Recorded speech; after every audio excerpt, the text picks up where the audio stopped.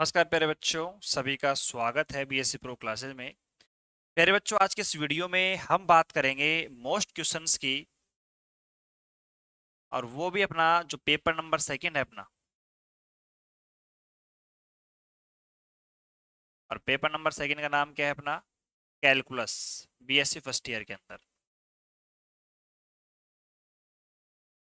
अब थोड़ा सा क्या है कि अपने दिमाग को ठंडा करके मेरी बातों को कान खोलकर सुनना इस पेपर के अंदर, कैलकुलस के अंदर। देखो, मैं आपको बताऊं कि बीएससी फर्स्ट ईयर के अंदर जो ये पेपर है कैलकुलस नाम का, ये पूरी बीएससी के अंदर सबसे लेंदी पेपर है। सबसे लेंदी पेपर है बीएससी का ये कैलकुलस वाला। इसके बराबर कोई पेपर नहीं है। समझ गए? ठीक है। अब बच्चे कहते हैं कि सर हम इसमें नंबर कैसे लेके आए, हम क्या करें? कुल मिला के बात यह है कि इस कैलकुलस के, और एक बात मैं आपको यार पहले बोलता हूँ, मैं हर वीडियो में नहीं बोलूंगा। इंपॉर्टेंट क्वेश्चंस की प्लेलिस्ट बनी हुई है यूट्यूब पे, चेक कर लो। ये वीडियो जो है मत्स्य कोटा राजस्थान अजमेर, अजमेर के लिए नहीं है। एक तो आरयू कोटा ब्रज मत्स्य शेखावाटी, ठीक है, इनके लिए 4-5 छुट्टी के लिए, बाकी किसी के लिए नहीं है ये। ठीक है। और बाकी नोट्स वगैरह जो है अपने टेलीग्राम पे डले हुए हैं। ये बात मैं हर वीडियो में बोलता हूँ, सबको बोलता हूँ। ठीक है। इसके दो पार्ट कर दूं कैलकुलस के। और कैलकुलस के दो पार्ट करने से आप देख सकते हो कि भैया, एक पहली, दूसरी और तीसरी यूनिट, एक मेरे पास में अपनी चौथी और पांचवी यूनिट। देखो, नंबर से मतलब है मुझे, मुझे फालतू मतलब नहीं है, मुझे नंबर से मतलब है कि मेरे को नंबर लेके आने हैं। 8 नंबर का, 16 का मैटर तो ये हो गया। यहाँ पे बाकी अपने पास में 24 नंबर का मैटर ये हो गया। जितनी मेहनत आप यहाँ पर दूसरी यूनिट में करोगे ना, उतनी मेहनत के अंदर आपको यहाँ पर 16 नंबर मिल जाएंगे। और दूसरी यूनिट में जितनी मेहनत करने का जो टाइम है आपको बताया, उतना टाइम अगर आप यहाँ पे दोगे ना, तो आप 16 नंबर पक्के कर सकते हो। और ये बहुत लेंदी यूनिट है, दूसरी यूनिट बहुत ज्यादा लेंदी है ये, बहुत ज्यादा। और इसके अंदर भी मैंने आपको यूनिट नंबर सेकंड में जो पोर्शन करवाया था, वो केवल 4 नंबर का पोर्शन करवाया था मैंने आपको, केवल आंशिक अवकलज वाला, आंशिक अवकलन वाला। बाकी इसमें डेरिवेटिव और आर्क, और एक और है मेरे पास में पेडलिक इक्वेशन, पदिक समीकरण, वो तो मैंने करवाया भी नहीं था आपको। इसमें 30-35 लेक्चर तो थे, और 15 लेक्चर और लगते हैं इसके अंदर। तो मैंने कहा यार बच्चे वैसे डर गए, 30 लेक्चर के अंदर यूनिट करवा रहे हो, आप क्या करवाओगे फिर इसको। इसलिए बहुत लेंथी पेपर है ये। इसमें बच्चों के नंबर पूरे में से पूरे नहीं आते, और पूरे में से पूरे उसी बच्चे के आते हैं जिसको 12th क्लास का, 11th क्लास का बेसिक क्लियर होता है। क्योंकि 12th में समाकलन अवकलन, 11th के अंदर सीरीज वगैरह जो भी इसमें पढ़ते हैं अपन, वो सारा एकदम बेसिक क्लियर होना चाहिए। क्योंकि बच्चे इसको देख के डर जाते हैं कि यार इसमें करे क्या, इतना लेंदी है। ये बात है। तो आपको पूरा फोकस करना है यूनिट नंबर फोर्थ और फिफ्थ के ऊपर। और आपको पता है जो मैंने क्लास आपको डाल रखी है, मुश्किल से 4-5 क्लास होंगी अपनी फोर्थ यूनिट की, और 3-4 क्लास होंगी फिफ्थ यूनिट की। इन 8 क्लास को देखने के बाद आपको इतना तो आइडिया लग ही जाएगा। और प्लस में पीडीएफ मैंने आपको डाल रखी है वहाँ पे एप्लीकेशन के ऊपर। इतना इन क्लासों को देखने के बाद आपको इतना तो लग जाएगा कि हाँ यार, मैं यहाँ पर 16 नहीं तो कम से कम 12 या फिर 8 नंबर ला सकता हूँ। और क्योंकि यार देखो, 16 में से 16 एक आइडियल कंडीशन होती है। क्योंकि भाई पूरे में से पूरे क्वेश्चन करना एक आइडियल कंडीशन ही मानते हैं अपन। ऐसा तो है नहीं कि अपन पूरे में से पूरे सही कर देंगे। सही बात है कि नहीं है? भाई पास होने के लिए 15 नंबर चाहिए होते हैं हर पेपर में, और उतने नंबर आपकी इससे आ रहे हैं। और बाकी जिन बच्चों ने सब कुछ पढ़ लिया ना, इसमें ये भी पढ़ लिया, ये पढ़ लिया, सब कुछ पढ़ लिया, तो बाकी मैं आपको बता दूं। और एक और इम्पोर्टेंट बात यार, आपको बता दूं कि भैया, किसी कारणवश, मतलब बहुत ही अर्जेंट काम तो नहीं कह सकते हैं, लेकिन अर्जेंट काम नहीं, अर्जेंट से अर्जेंट काम है। घर में शादी है, एक नहीं दो दो शादियां हैं। इस चक्कर में आपका जो रिवीजन बैच है वो मैं आपका कंप्लीट नहीं करा सकता हूँ, बीएससी फर्स्ट ईयर वाले बच्चों का खासकर। और सेकेंड ईयर का भी नहीं हो पाया ढंग से, थर्ड ईयर वाला को हुआ था। क्योंकि आपको पता है टाइम टेबल किस प्रकार से आया था, और किस प्रकार मैंने बाद में बच्चों को पढ़ाया था, इस बात का भी आपको थोड़ा ध्यान है। तो रिवीजन बैच कंप्लीट नहीं हो पाएगा, लेकिन जो भी मेरे पास में अपना पेपर नंबर सेकंड है, इसके अंदर मैंने आपको कंप्लीट पोर्शन करवा रखा है। और आज के इस क्लास में हम वही बताएंगे कि हमें उस, मतलब जो भी मैटर मैंने दिया था उस मैटर को पढ़ना कैसे है। पहले हम बात कर रहे हैं कि हमें पढ़ना कौन सा है, फिर पढ़ना कैसे है, कौन सा पढ़ना है, क्या पढ़ना है, वो मैं आपको बात करूंगा इस वीडियो के अंदर। कंप्लीट बात कर लेना बैठ के, फालतू टेंशन लेने की आवश्यकता बिल्कुल भी नहीं है। ठीक है, चलो। तो यहाँ पर हमारा डिसाइड हो चुका है कि भाई हम पहले हम फोर्थ और फिफ्थ यूनिट को पढ़ेंगे, उसके बाद में हम यहाँ पे पढ़ेंगे। अब मैं आपके कॉन्फिडेंस को थोड़ा बिल्डअप करने के लिए, देखो मेहनत तो उसमें करनी पड़ेगी। आप चाहो कि आधे घंटे में बैठ कर हम इस पेपर को पढ़ लें और हमारे नंबर पूरे में से पूरे आ जाए, ऐसा पॉसिबल नहीं है। ऐसा पॉसिबल नहीं है। तो हम क्या करें अब ध्यान से सुनो, देखो यहाँ पर यूनिट नंबर जो मेरे पास में फोर्थ और फिफ्थ है ना, इसके अंदर जो मैंने आपको पीडीएफ दी है वहां से भी आप क्वेश्चन कर सकते हो, और चाहो तो अपनी जो सारथी है ना, सारथी और पार्थ, वहां से आप जितने भी क्वेश्चन हो सकते हैं ना वो करो। लेकिन आपको पता है यार, पहले तो आपको बेसिक सीखना पड़ेगा। अभी बेसिक ही तो है मेन चीज, जो कि आपको क्लासेस से मिल सकती है। अब कई बच्चों का सवाल यहाँ पे रहेगा, सर आपने जैसे आपने डिस्क्रीट मैथमेटिक्स में बताए थे कि हाँ थोड़े बहुत क्वेश्चन बता दो कि क्वेश्चन कौन कौन से करने हैं, कौन कौन से नहीं करने हैं। भैया पेपर ये कैलकुलस का है, इसके अंदर क्वेश्चन बताना पॉसिबल नहीं है, नामुमकिन है। और जो टीचर इसमें क्वेश्चन बताएगा ये इंपॉर्टेंट है ये कर लेना, वो पागल है। मैं आपको टॉपिक बता सकता हूँ, क्वेश्चन नहीं बता सकता हूँ, क्वेश्चन पॉसिबल नहीं है।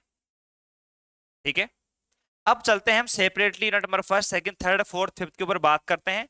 क्या पढ़ना है उसके अंदर, कौन सा टॉपिक पढ़ना है उसके ऊपर बात करते हैं, जिससे कि आपको पढ़ने में थोड़ी आसानी रहेगी। और जो सत्य है वो सत्य रहेगा, उसमें कोई बदलाव नहीं होगा। मेरी बात सुनो। और पेपर नंबर फर्स्ट पे फोकस करना, सेकंड पे फोकस करना, थर्ड पेपर और भी आपका थोड़ा कठिन है, इसलिए पास होने का जुगाड़ पहले और दूसरे पेपर से कर लेना, थर्ड पेपर से उम्मीद कम रखना। ये मैं कहना चाहता हूं आपसे, ठीक है। आगे चलते हैं अब पर्सनली यूनिट नंबर फर्स्ट के ऊपर बात करते हैं, आ जाओ। हाँ भाई आ जाओ, देखो फर्ज आ जाओ, बात करते हैं फटाफट। ज्यादा नहीं बोलूंगा मैं, क्वेश्चन वगैरह भी कुछ नहीं बताने वाला हूँ आपको मैं, लेकिन बहुत काम की बात बताना, सुनो। यहाँ पे कैलकुलस में यूनिट नंबर फर्स्ट, ये है मेरे पास में सीरीज श्रेणी। अब जिन बच्चों ने एप्लीकेशन में कोर्स ले रखा है, पढ़ रखा है बड़े तरीके से, कोई दिक्कत नहीं है। लेकिन जिन्होंने कुछ भी नहीं पढ़ रखा है ना, मैं एक बात बताता हूँ आपको, सुनना। आप ये चाहो कि आप सोल्ड पेपर सारथी से पढ़ के इस पेपर को पढ़ सकते हो, तो इस भ्रम में मत रहना, पहली बात भूल जाना इस भ्रम को। दूसरी बात, दूसरी बात यह है कि इसमें पढ़े क्या। पढ़ना यह है कि जो भी मैंने आपको एप्लीकेशन पर टॉपिक करवाए थे ना यूनिट नंबर फर्स्ट के अंदर, वो टॉपिक आपको सारे पढ़ने हैं। क्या करना है, सारे पढ़ने हैं। एक मिनट रुको, कॉल आ रहा है। हाँ भाई, अब इसमें देखो मेरे बात सुनो, काफी क्वेश्चन काफी मेथड है। जैसे मैं आपको थोड़ा सा हिंट दे देता हूं कि आपको किस चीज पे फोकस करना है। भाई श्रेणी के बारे में बात करेंगे, ठीक है, कि वो श्रेणी आपकी अभिसारी होगी, कन्वर्जेंट होगी, डाइवर्जेंट होगी। कन्वर्जेंट डाइवर्जेंट के यहाँ पर रूल हैं, ठीक है। और कोशिश करना है कि जो डी लंबर्ड रूल तक मैंने करवाया था आपको, डी लंबर्ड हो गया, कोसी हो गया, ठीक है, और लोग वाला हो गया। और इसके अलावा भी शुरुआत में मैंने आपको अपने हाइपर हार्मोनिक टेस्ट हो गया। तो कम से कम 5 से 6 मेथड हैं या रूल कह सकते हो। इन रूल से आपको 8 नंबर का जो मैटर है वो देखने को मिल जाएगा। अब आप एक कोशिश करना, मेरी बात सुनो ध्यान से, कोशिश करना कि जो आपका सोल्ड पेपर है ना, उसके अंदर से आपको कन्वर्जेंट डाइवर्जेंट, ठीक है, अपसारी अभिसारी के सवाल, कोसी टेस्ट, डिलंबर टेस्ट, लोग टेस्ट, इन टेस्ट के जो सवाल आपको इजी लगते हैं, सिंपल लगते हैं ना, जो आप कर सकते हो, इन सभी सवालों को आप सोल्ड पेपर की सहायता से कर लेना। कर लेना, ढील मत छोड़ना, जितना हो सकता है उतना कर लो। क्योंकि वहीं से क्या पता एज इट इज क्वेश्चन उठ के आ जाए आपका, तो आपके लिए बेस्ट रहेगा, ठीक है। लेकिन बेसिक पढ़ के उसके बाद में करो ये काम। सेकेंड यूनिट की हम बात करते हैं, यूनिट नंबर सेकंड मेरे पास में क्वेश्चन मैं नहीं बताऊंगा, पहले बोल रहा हूं, नहीं बताऊंगा, नहीं बताऊंगा, ठीक है। और पहले तो पढ़े नहीं, अब एंड टाइम पे कुछ होगा नहीं, और जितना हो सकता है मैं आपको बता रहा हूँ। और ये बात आपके पल्ले नहीं पड़ रही है कि ये तो फालतू बकवास कर रहा है, तो फिर देखो इससे के अलावा कुछ आपको होगा भी नहीं। फिर सो जाओ आप, फालतू टेंशन मत लो, टेंशन लेने की आवश्यकता नहीं, अगले साल पढ़ लेना, ठीक है। नंबर सेकंड में एक तो आपके पास में पदिक समीकरण, ठीक है। दूसरा है मेरे पास में आपका चाप का अवकलज, चाप का अवकलज डेरिवेटिव एंड आर्क अवकलज। और तीसरा अपने पास में अवकलन।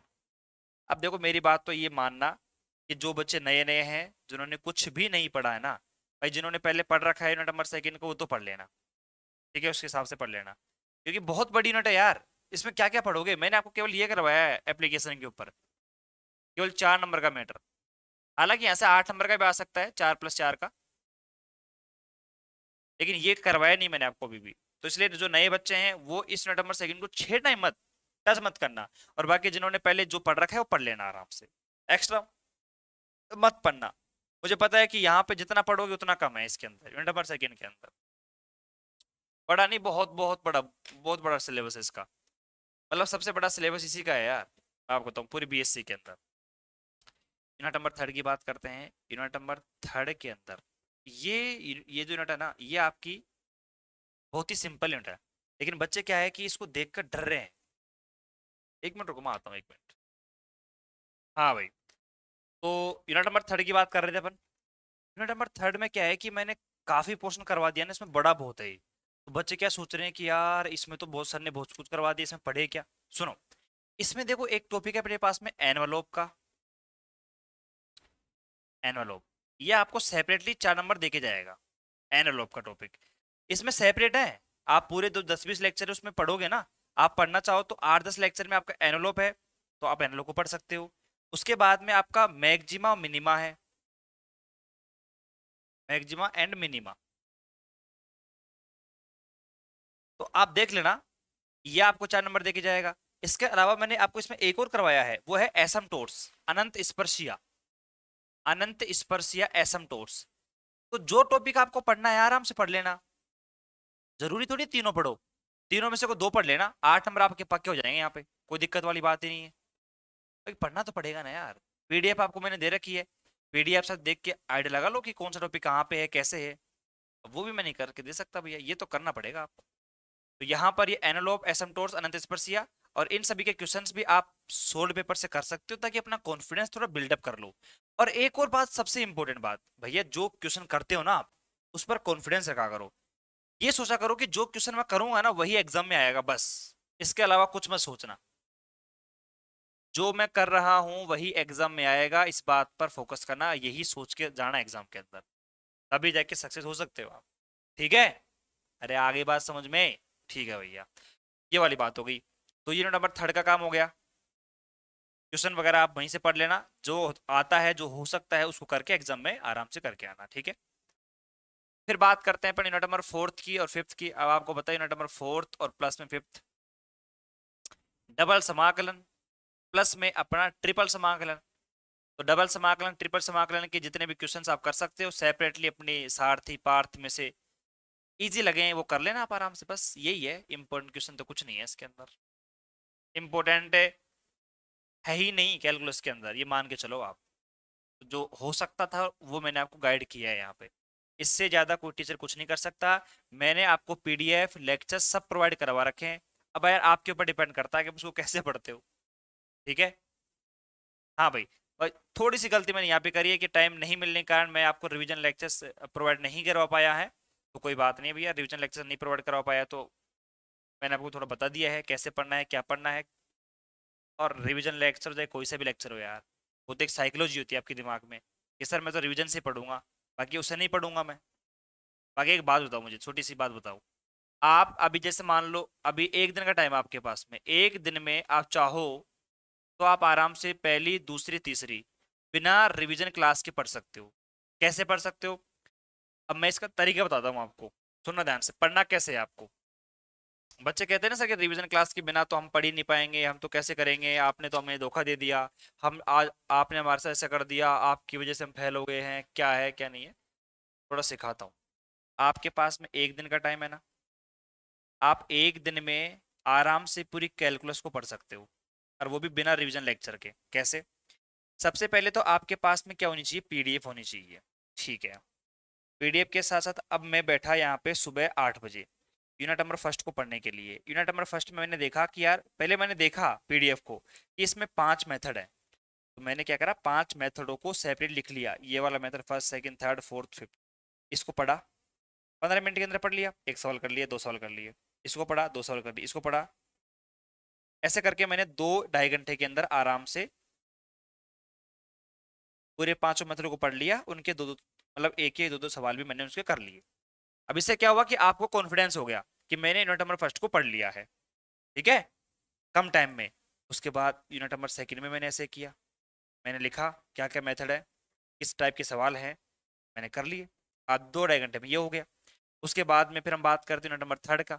यूनिट नंबर थर्ड में मैंने लिख लिया कि कौन सा मेरे को मतलब एनालॉग पढ़ना है या फिर एसिम्पटोट्स पढ़ना है, कौन सा पढ़ना है मैंने सेलेक्ट कर लिया। और उसमें जो भी तरीके हैं उन तरीकों को लिखा। पीडीएफ को थोड़ा सा देखो, टाइम दो उसको।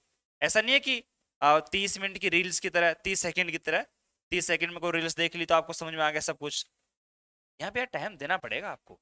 तो यहाँ पे यूनिट नंबर थर्ड में जो टॉपिक है लिख लिया आराम से पीडीएफ को देख के, और जो टॉपिक आपको पढ़ना है एक बार लेक्चर में देखा, समझ में आ गया। अब क्या रिवीजन लेक्चर लोगे इसके अंदर आप यार। हाँ मानता हूँ मेरे पास टाइम होता मैं जरूर करवाता आपको, जरूर वो मतलब वाजिब है करवाना भी, लेकिन नहीं है। अब ऐसा तो नहीं कि आप उस चीज को लेके बैठे रहो रोते रहो कि सर आपने रिवीजन नहीं करवाया, हम तो फेल हो गए, हम तो बर्बाद हो गए, हम तो ऐसा हो गए। अरे तरीके सब हैं आपके पास, तरीके सब हैं, लेकिन करने में जोर आता है। सीधी सी बात ये है, पढ़ाई करने में जोर आता है, सीधी सी बात बच्चों के लिए ये है। एग्जाम में मैं ही दे के आ जाऊं, अगर ऐसा ऑप्शन हो जाए ना कि आप 10,000 रुपये दो, एग्जाम कोई और दे के आएगा, बच्चे देने को तैयार हैं, तैयार हैं देने को। और वैसे ही यूनिट नंबर फोर्थ और फिफ्थ, तो एक दिन के अंदर भी आप एक पेपर को पूरा कर सकते हो, लेकिन वो है कि तरीका आपके पास आना चाहिए। अब तरीका यार खुद बिल्ड करना पड़ेगा आपको, करना पड़ेगा यार। फिर वही बात है, भगवान ने सभी के अंदर दिमाग दिया है, अब उस दिमाग का यूज आपको करना पड़ेगा। अगर आप यहाँ नहीं कर सकते तो फेल हो जाओगे, और दिमाग लगा लिया पास हो जाओगे। तो इस गाइडेंस वीडियो में इतना ही। बाकी ये जो हेल्प बन सकती है और कमेंट कर देना वीडियो के नीचे। बाकी ये काम करना है यार, मैं 25 तारीख तक बिजी हूँ, बिल्कुल बिजी हूँ मैं, बिल्कुल बिजी हूँ ये मान के चलो। तो आप मुझे कॉल वॉल ना करो तो सही रहेगा, जितना कम हो सकता है कॉल करना, मैसेज वगैरह मत करना कुछ भी।